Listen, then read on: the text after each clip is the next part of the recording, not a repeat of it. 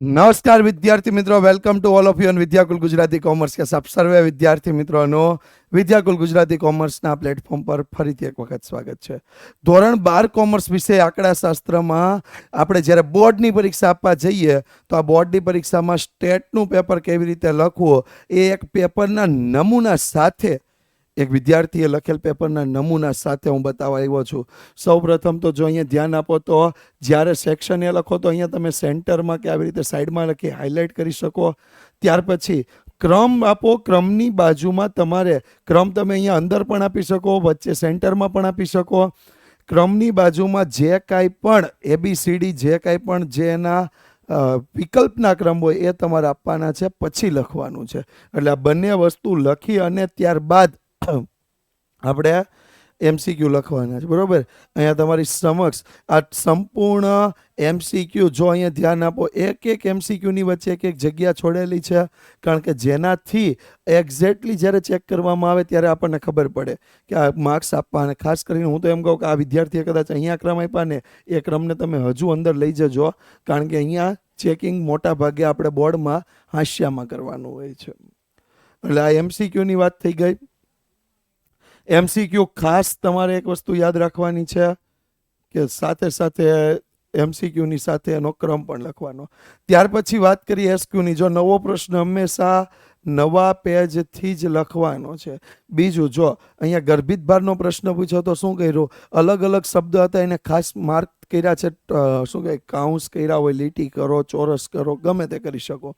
કાઉન્સ કરતા હું ચોરસ અથવા પેન્સિલથી અંડરલાઇન કરી શકો। બીજું, પૂરા વાક્યમાં જવાબ લખવાનો। જો આવી રીતે બોર્ડમાં પેપર ચેક થાય +1 કરીને માર્ક્સ આપવામાં આવે છે, બરાબર।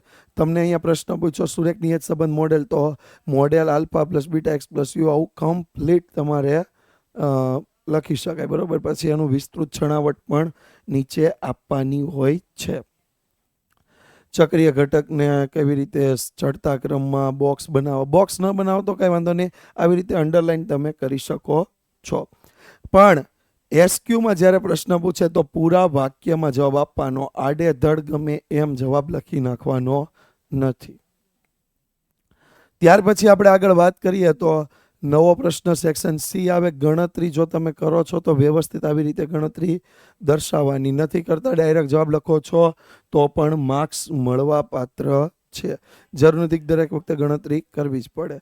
સેક્શન C આવ્યો। ફિશરના સૂચકાંકને આદર્શ સૂચકાંક શા માટે કહે છે, અહીંયા તમે જોઈ શકો છો। જે અગત્યના શબ્દો છે એને અંડરલાઇન કર્યા છે થિયરીમાં ખાસ, કારણ કે થિયરી છે ને આખી થિયરી કોઈ વાંચવા નહીં બેસે સ્ટેટમાં। શું કરશે, અંડરલાઇન કરેલ છે વર્ડ્સ, બરોબર, ઓકે 2 માર્ક્સ, બરોબર। એવી રીતે સહસંબંધાંકના ગુણધર્મ, જો અહીંયા લખ્યું છે એ મુજબ સહસંબંધાંકના ગુણધર્મ એ ભાઈ બહેન જે હતા, જે વિદ્યાર્થી હતા એમણે લખી નાખ્યા, બરોબર, અને એના પણ એને માર્ક્સ મળી ગયા। ગણતરી કરો તો પહેલાં જે રકમ આપી એ લખો। મેં તમને વારંવાર કીધું છે કે બીનું પહેલાં સૂત્ર લ્યો, સૂત્રની કિંમતને બદલો। જો અહીંયા આપ્યું છે પહેલાં કિંમત મૂકી પછી એની બદલવાનું કર્યું છે, બરોબર। ચલિત સરેરાશની રીત પણ તમને દેખાય છે। ત્યારબાદ અશક્ય ઘટનાના ઉદાહરણ હતા તો ઉદાહરણ એમણે આપ્યા છે। ચોક્કસ ઘટનાના ઉદાહરણ હતા, 2 ઉદાહરણ આપી દીધા। જ્યારે નિષ્ફળતાની સંભાવના અને સફળતાની સંભાવના વાળો મેં તમને કીધું છે કે C વિભાગમાં NP અને NPQ વાળો પ્રશ્ન આવે તેને આ રીતે તમે એક એક લાઈનમાં લખી શકો। બીજું, જો જ્યારે આવો અડધી કિંમત અપૂર્ણાંક કિંમત આવે તો એને ઉપર નીચેની લાઈનમાં લખો, નીચેની લાઈનથી જવાબ લખો, એટલે છૂટું છૂટું વ્યવસ્થિત પેપર લખાય, બરાબર। ત્યારબાદ X → to એનો વિસ્તૃત જવાબ એમણે આપ્યો છે, વિવૃત અંતરાલનો વિસ્તૃત જવાબ આપ્યો છે। અને જો એમણે ઓપ્શન સાથે સંપૂર્ણ પેપર 39મો પ્રશ્ન માંગની મૂલ્ય સાપેક્ષતા પૂરેપૂરો જેટલા પણ પ્રશ્ન હતા બધા એટેન્ડ કર્યા છે। અહીંયા ખરું પાડ્યું છે એટેન્ડ સંપૂર્ણ કર્યું છે। ભાઈ 2-5 મિનિટ એક્સ્ટ્રા થાય સેક્શન Cમાં, 5 મિનિટમાં બીજા 2 પ્રશ્ન લખાઈ જાય। જો આવડતા હોય તો 9 લખ નાખવાનું, કાંઈ વાંધો નહીં, ચેક કરવાવાળા કરી અને સૌથી વધારે માર્ક્સ હશે એને ધ્યાનમાં લઈ લે છે। આવ્યા સેક્શન D પર, તો સેક્શન D પર એમણે જે ધ્યાન રાખ્યું છે, જે તમારે ધ્યાન રાખવાનું છે, સૂત્ર ખાસ ઉપર લખવાનું, પછી જ દાખલો ગણવાનો છે। સૂચકાંક પરિવર્તનનો દાખલો હવે મોટા ભાગના વિદ્યાર્થીઓ ડાયરેક્ટ જવાબ લખે નહીં લખતા. ડાયરેક્ટ જવાબ નહીં લખતા, એવી રીતે ગણતરી કરજો તો જ તમને સમજાશે કે મારો જવાબ સાચો કે ખોટો. બીજું એમણે કોષ્ટક બનાવ્યું ને એક એક લાઈન છોડતા ગયા છે. આના પર વ્યવસ્થિત ધ્યાન આપીને વિચારવા જેવી વાત છે.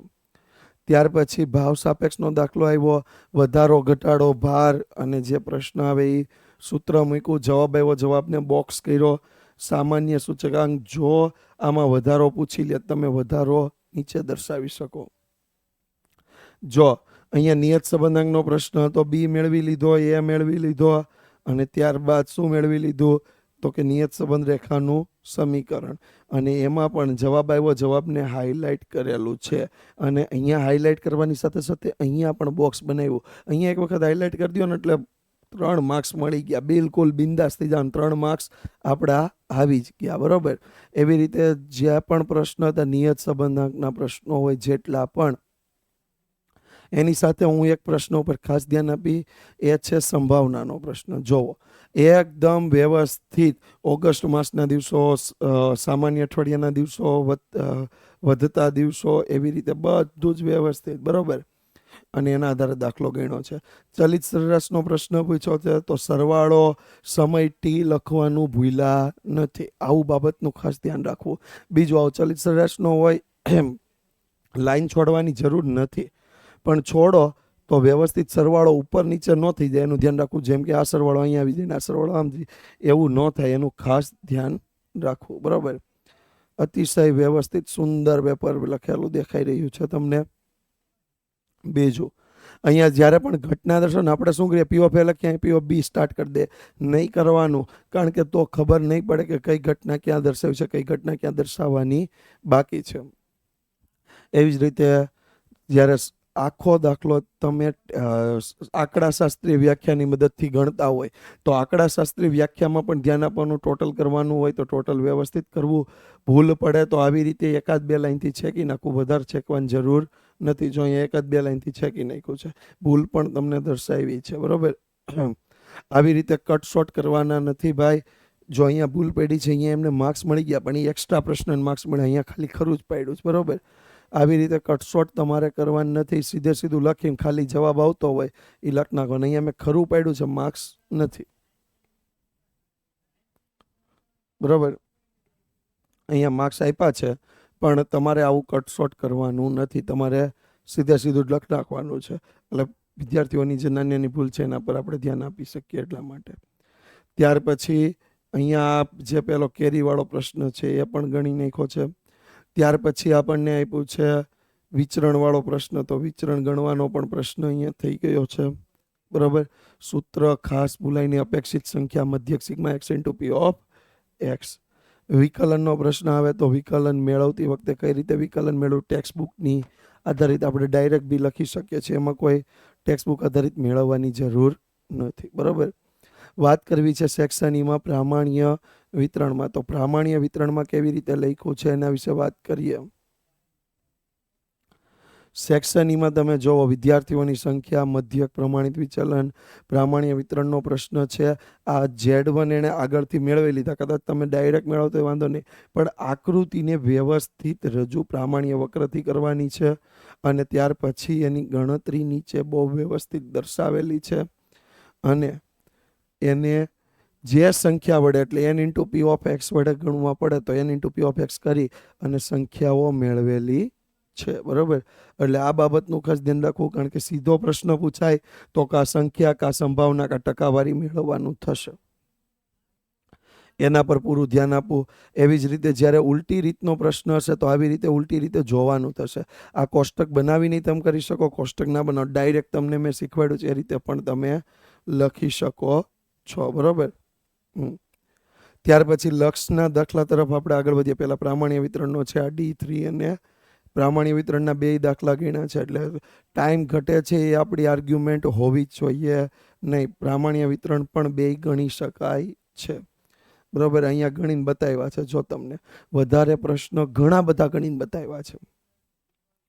આગળ વાત કરીએ તો એક સરસ મજાનો અહીંયા એક પ્રશ્ન, લક્ષનો જે પ્રશ્ન છે એના વિશે વાત કરીએ. તો લક્ષના પ્રશ્નમાં શું ધ્યાન આપ્યું છે એમાં જોઈએ તો ગણતરી વખતે એક એક લાઈન સ્પષ્ટ છોડી છે. જેથી કરીને તમે અવયવ, ગુણાકાર, ભાગાકાર જે કાંઈ કરતા હોય એમાં ક્યાંય આમ તેમ ભૂલ પડે નહીં.